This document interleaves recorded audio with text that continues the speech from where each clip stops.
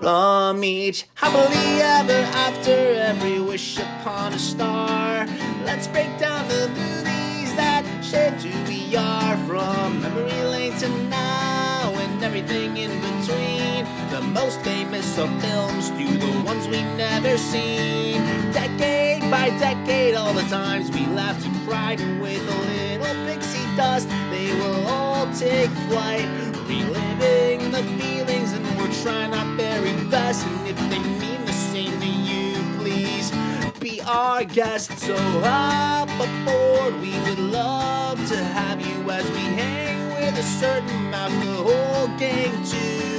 If you love nostalgia stuff, we hope this does the trick. Thanks for joining us as we deep dive the magic.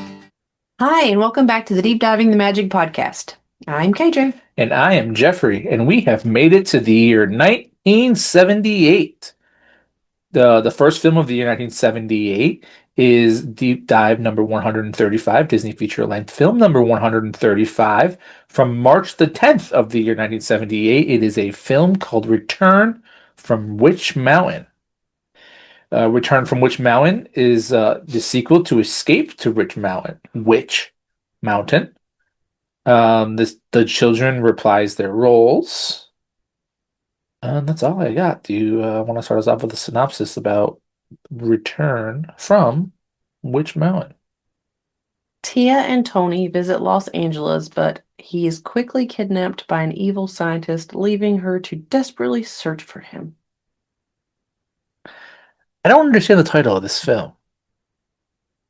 Me They're neither. returning from, I guess, but then they go back. So is it returning from, returning to? I don't know. I think this is a sequel that they didn't really need to make. I mean, they just And then they, all about the horror moviness of the last one. yeah, and it didn't really catch it on this one either. I don't know.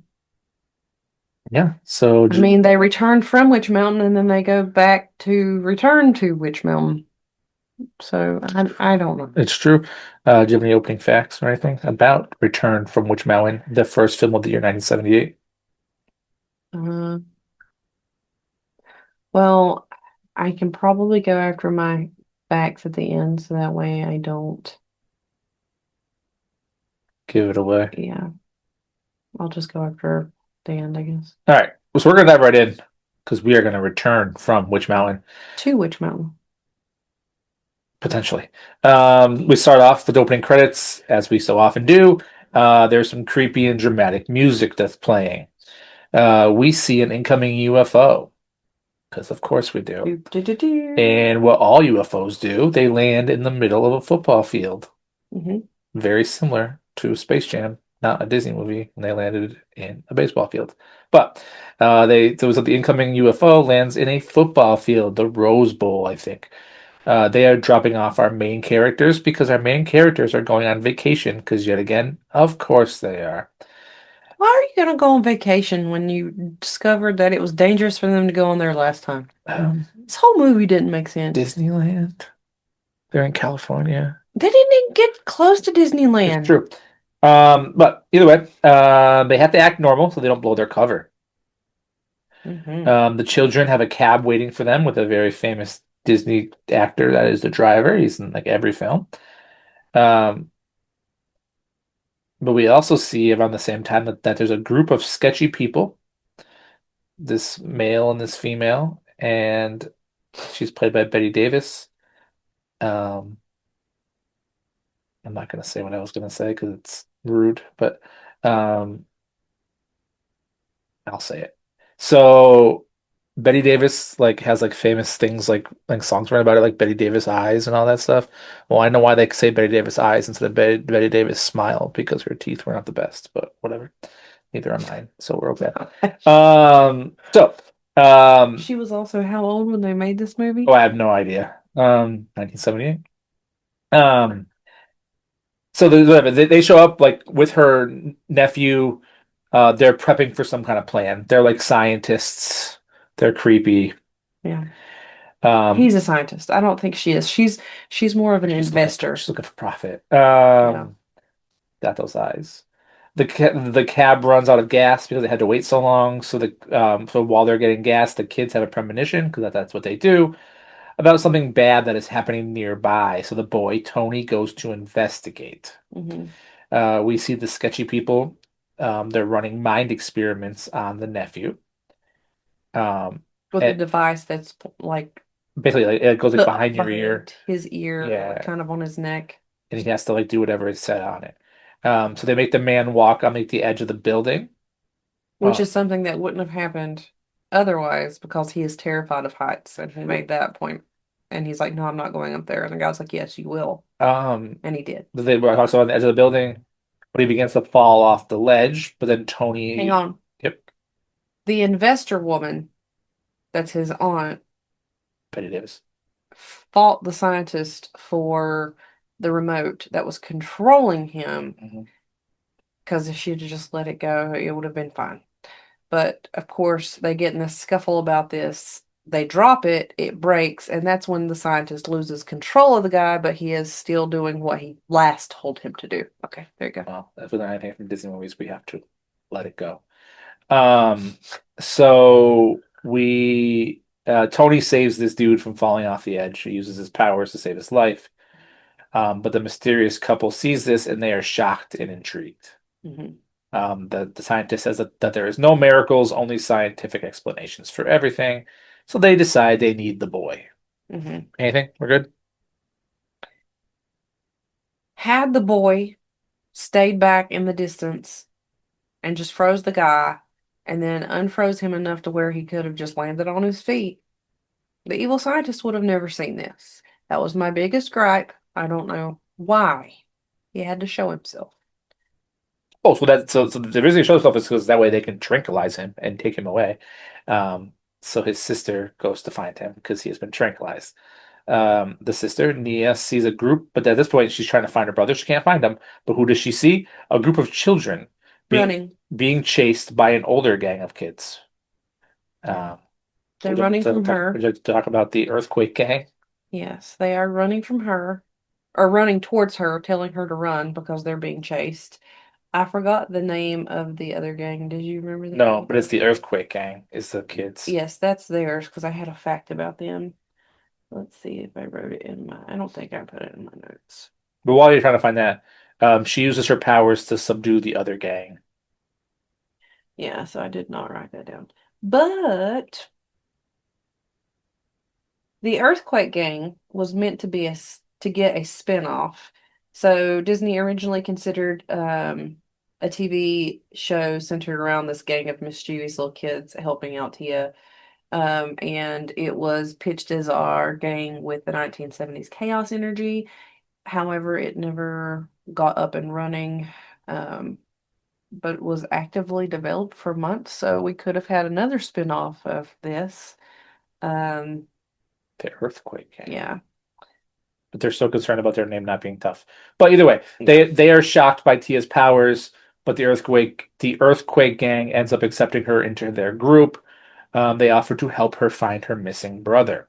Hmm. Meanwhile, the couple is running scientific experiments on Tony. They have placed him under a trance. So basically, they put this thing on him, and he has to do whatever they say. So they test his brain powers. Um, but the lady's like, I'm gonna make a profit off this, off my investment. So she takes over Tony's control to make him steal from the museum. So basically, the dude just wants to be famous. Like, want to be a famous scientist. She wants to make money. So she steals the thing and is going to convince Tony to use his powers to steal the gold from the museum. Yeah, so basically, Tony becomes a weapon and his abilities are being controlled um, by the criminals of this Mhm. movie. Uh, And I don't know how this guy ever thought he was going to be like a famous scientist because clearly the science community been like, guys, like this is not ethical. You can't do that. I mean, But, infamous is infamous. whatever. Nia gets a vision about Tony at the museum. Tia. Tia? Tia's the sister. Tia gets a vision about Tony at the museum. Sorry. Um, Tony uses, but at the museum, Tony uses his powers to cause a diversion. He causes quite the mess. The scientist guy realizes what's going on. He realizes that Tony's been stolen. They stole the stolen kid. During the chaos, Tony successfully uses his powers to steal the gold. It's like heavy gold bars. Hmm. Um, Tia and the gang arrive to the museum during all the shenanigans. She works on erasing the damages and calls for Tony, but he is unable to go to her. They Hmm. escape to deliver the gold bars. They escape, but then to discover that the gold bars have like crushed their car because they're so big. And the partner scientist is very upset with them, but they all escape despite Tia's attempts. Hmm. Right? All right. So the chase ensues with lots of brain-powered hijinks. Um, the scientists plan to get rid of Tia and have Tony like they're gonna get rid of her. So they're gonna make Tony like con her, like mentally connect with her to like trap her in, Hmm. bringing her directly into a trap. Did you wonder why they didn't think to make another one of these devices They needed and the money. That's why they stole the no, gold. and control her too? I mean, it takes it's a profit on a investment. I don't know. Um, so she goes right into their trap and she gets drugged into comatose as well. Hmm. Um, the next morning, the After gang. she meets a goat, It's true. Alfred. I didn't write down anything about that goat really, but His name yes. is Alfred. The next morning, the gang realizes that she's missing, Hmm. and the criminals bring Tony to a plutonium plant because plutonium is much more lucrative than gold. Tony causes a lot of, that's what they said. Tony causes a lot of damage to the plant and security. Hmm. Tia sends the goat, I guess his name is Alfred, to go find The Tony. earthquake gang, We'll go find the gang. Yep. so that they can come rescue her. The goat goes to the gang and they follow it. Eventually, like the first day they're like, "What is this gang? What is this goat?" And they follow it. Because Um, they had on her jacket. mhm. Eventually, they find the comatose Tia and begin to rescue her. But meanwhile, Because they had her gassed they did. in like a bubble of some sort. I guess that was keeping Meanwhile, her asleep. the scientists and Tony are taking over the plant. They demand $5 million in cash, which is $24 million in today's money. Tia and the gang hear about the heist on the radio, and they know it's Tony. So basically, through line, I didn't really read about it. There's this dude in this film called Mr. Yo-Yo, and he is like the Truancy officer. truancy officer. So basically, he's trying to catch these like this gang of kids to make them return to work No, to school. to school, and they are like actively dodging this dude, Yes. and but And they it sounds like they do this all the time because they really know a lot about this yeah. guy. But like eventually this dude like catches them, but then they hear it on the radio about this. Hmm. But then this dude's gonna lose his job because earlier in the pursuit, his the town's vehicle got smashed or whatever. Whatever. You're caught up. Through her powers, um, through her powers in Mr. Yo-Yo's van, they can begin their pursuit. They're running out of time though because before the plant explodes due to the unmet demands. Uh-oh. Um, but the kids meet and there's a big battle of the minds. Hmm. The siblings are battling of the minds. Tia is trying to get Tony to remember, but the scientist's mind control is too strong. Hmm. Because of course it is. Because why wouldn't Disney want to make a horror movie with these weird Alien escape, children. whatever. Tony is ordered to eliminate his sister, and she narrowly escapes his issue, his attempts. So Hmm. basically, they'll like drop this thing on her. The cooling system Looks is like a safe or something. yeah, I don't know, like a scaffolding thing. The cooling system is activated. The meeting of the children's minds continue in a tense scene I wrote down, including him almost successfully crushing her due to the evil scientist's demands and yells. That's what I just said. Tony stops it at the last second and destroys the mind control device. Right? Hmm. Just I didn't miss anything. Nope. We're in the home stretch here, my friends, I promise. Tony begins to come through, and Tia removes the mind control from her brother's head while the scientists try to convince Tony. Um, but basically, he levitates them into the air, Mhm. and the siblings are able to join the gang. Mhm. The evil woman tries to con them into saving herself, but suffers the same levitation fate. Mr. Yo-Yo, at this point now, Hang on. No. where's yours? The the nephew came too. And did he get the same fate? And they did something different to I him. don't remember. I don't Uh, know. He just came out of nowhere, like, "Oh, I got you!" And then so then we see Mr. Yo-Yo is returning the kids to the football what stadium, happened to him? but he is quite upset that he's going to lose his job and he didn't get the kids to go back to school. But then Tia uses her brain powers to fix up the van so that it didn't, so that the thing never happened. And the gang finally decides to go back to school and to get as smart as Tia and Tony. Hmm. Um, the kids run to refine their UFO home is waiting for them. Hmm. They wave goodbye to their friends as it flies off, and that's the end. And I wrote that Disney's attempt at horror movies are odd. Yeah. I can't remember exactly what happened to the nephew I didn't write it down. because it was only they flew him off somewhere, but I don't know where they flew him off to. Couldn't Anyway, find it. um, facts and trivia. So Tony's telekinesis effects were actually just old school practical magic. Like the Haunted Mansion. Yeah. There was no CGI, but the filmmakers used reverse photography and hidden wires and then compressed air cannons, as well as magnetized props to pull off the psychic powers. Um, the production team said that this was one of the most effects-heavy Disney films of the decade. It was something. Yeah, I don't. Anyway, I thought you would find this interesting. Much of the movie was filmed in Los Angeles, so there's landmarks. The Bona Adventure Hotel. I might have just, The Rose Bowl. yeah, which is Tony's rescue scene. The Los Angeles Department of Water and Power building, and the abandoned Griffith Park Zoo were various hideouts and chase scenes. Um, it was accidentally became a low-key time capsule for 1970s LA architecture, There you go.